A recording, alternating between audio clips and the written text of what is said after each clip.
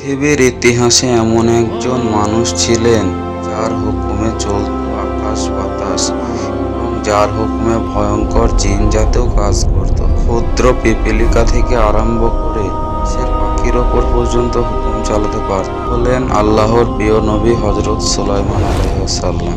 আজকে আমরা জানবো হযরত সুলাইমান আলাইহিসসালামের জীবনে রোমাঞ্চকর কিছু ঘটনা। হযরত সুলাইমান আলাইহিসসালামের সবচেয়ে বড় মুজিজা হলো জিন জাতি তার অনুগত ছিল। তার ভয়ে ভয়ঙ্কর জিন, অবাধ্য জিন সবাই ভয়ে থরথর করে কাঁপত। তার আদেশে জিন জাতি সমুদ্রের নিচে থেকে মণিমুক্তা এনে দিত এবং আজকের বায়তুল মুকাদ্দাস হযরত সুলাইমান আলাইহিসসালামের নির্দেশে প্রথম জিন জাতিরাই তৈরি করে দিয়েছিল। সুলাইমান আলাইহিসসালাম কেবল জিনদেরই বাদশাহ ছিলেন না, এমনকি তিনি পশু পাখি ক্ষুদ্র পিপীলিকারও ভাষা বুঝতেন। তিনি একবার তার দলবল নিয়ে যাচ্ছিলেন এবং হযরত সুলাইমান আলাইহিসসালামের দলবলকে দেখে পিঁপড়েরা সরে যেতে বললেন এবং এটি দেখে হযরত সুলাইমান আলাইহিসসালাম মুচকি হেসে আল্লাহর প্রশংসা করলেন।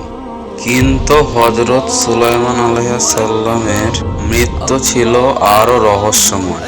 যখন বায়তুল মুকাদ্দাস জিনরা নির্মাণ করছিল তখন তিনি একটি লাঠির উপর ভর দিয়ে দাঁড়িয়েছিলেন এবং সেই অবস্থায় তিনার মৃত্যু হয় এবং জিনরা সেটি বুঝতে পারেন।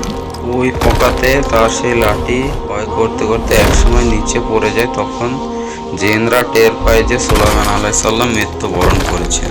হযরত সুলাইমান আলাইহিসসালামের জীবনী থেকে আমরা এই শিক্ষা পাই যে বাদশা যত বড়ই হোক এবং যেই হোক, একক ক্ষমতার অধিপতি কেবলমাত্র আল্লাহ সুবহানাহু ওয়া তাআলা।